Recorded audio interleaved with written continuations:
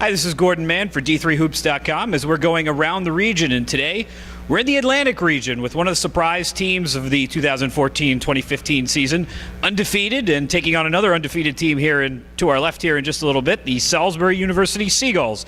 I'm joined by Anna Hackett and Sarah Seipp. And ladies, when I start these interviews, I always like to find out how you guys got to where you are, meaning the school you're at. And you have two kind of different paths to this program. One is a four-year starter and the other as a transfer. Anna, tell me a little bit, take me back to high school and how you found this program and why you ended up at Salisbury. Well, just going to like different exposure tournaments and things like that, and I got something in the mail from Salisbury, and I figured I'd take a look at it. And then my high school coach also went to Salisbury, so I figured why not? So I went and looked. I liked the campus and everything, and it seemed like a team I would fit in with, so I picked Salisbury. Was Charisse Mapps the coach at that point, or was Kelly here at that point? Yeah, I was recruited by Coach Mapp, and then she had to leave, and then Coach Kelly came in, and it's history from there, I guess. Okay.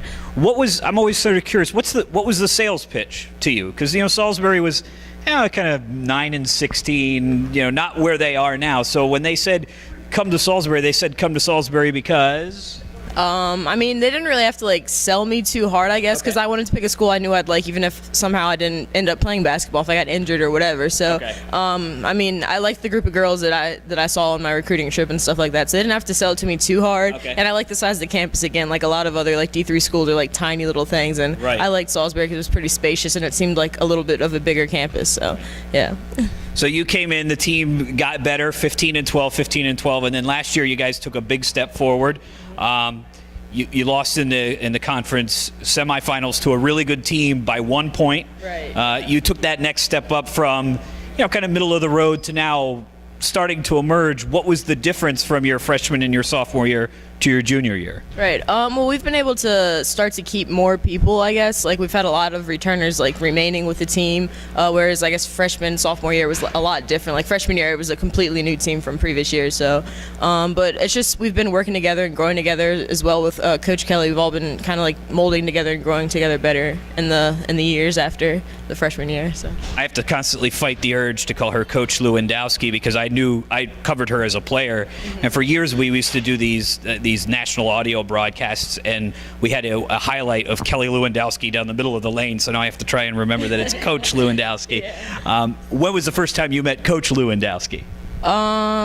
Let's see. Quite honestly, I think it was when I first came to the school, for my orientation. I mean, I'd talked to her on the phone a couple times in the summer, but it was the middle of the summer, I want to say July, that I found out that she was going to be my new coach. So I didn't run to Salisbury to meet her, but I think it was orientation was the first time I met her. Yeah. Now, Sarah, you had a different trek here. You transferred in from Virginia Wesleyan College, and Virginia Wesleyan College was having a good year. You were I believe the Old Dominion Athletic Conference Rookie of the Year. I went back and looked at box scores, and your the conference championship game, you led the team in scoring. So what sparked the transfer?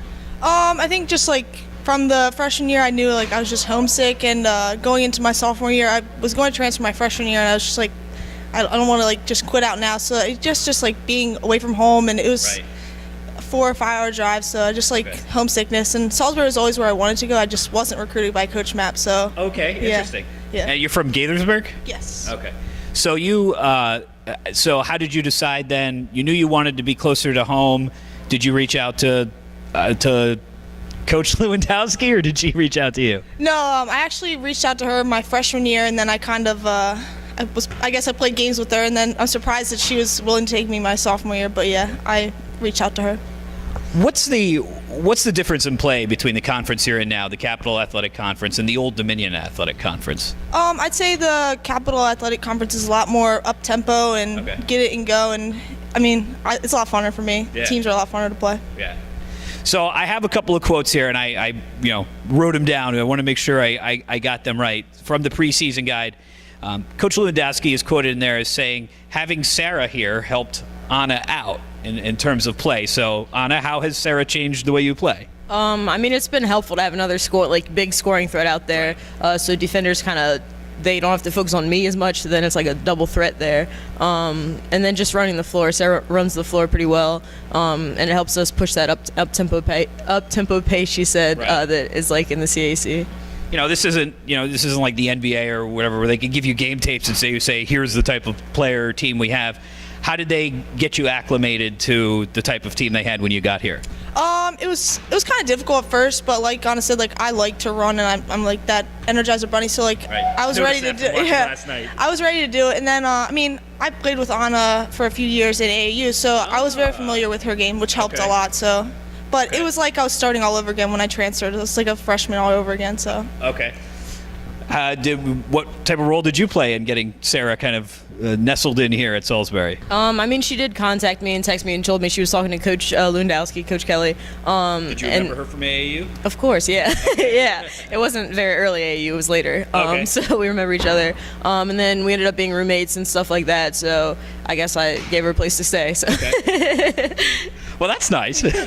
Well, the other quote I wanted to get, this is the more interesting one. It says, they're kind of like yin and yang. Anna is a bit more calm and reserved, while Sarah has a little more energy and plays more on the edge enthusiastically.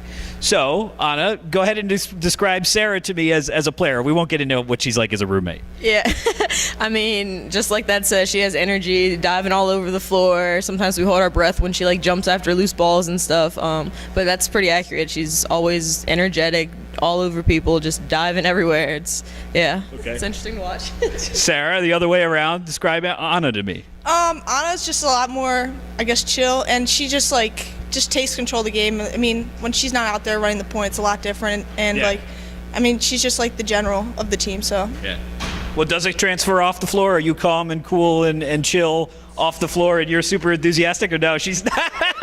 I got two different answers here. No. I have my moments where I can get a little more excited. Okay. All right, fair enough. Well, the last thing I wanted to talk to you about was there was a cool story on your webpage about the team sort of taking moments throughout the year to kind of celebrate and appreciate what they've done.